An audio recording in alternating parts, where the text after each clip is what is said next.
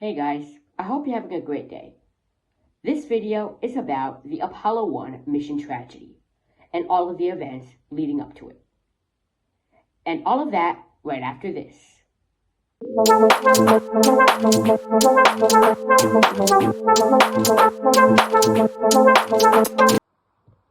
After the Gemini program ended in 1966, NASA announced the Apollo program and then announced the first Apollo mission, Apollo 1.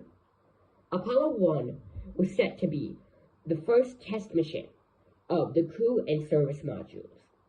NASA selected 3 astronauts for the mission.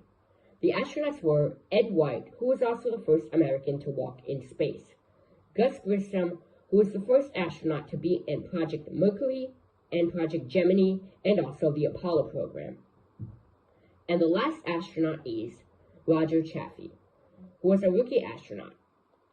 These 3 men set to just launch into Earth orbit upon the Saturn 1B to be the first ever Apollo mission. So now, these astronauts were training a lot for their mission. They also did a bunch of launch rehearsals. But on January 27, 1967, during a full launch rehearsal, is when tragedy struck.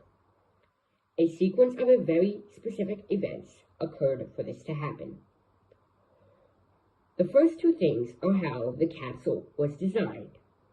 First, the door to the capsule opened inwards, which made it significantly harder to get out of the capsule. The second thing is, the capsule was filled with 100% pure oxygen. So now, the astronauts were seated in the capsule, with the door shut.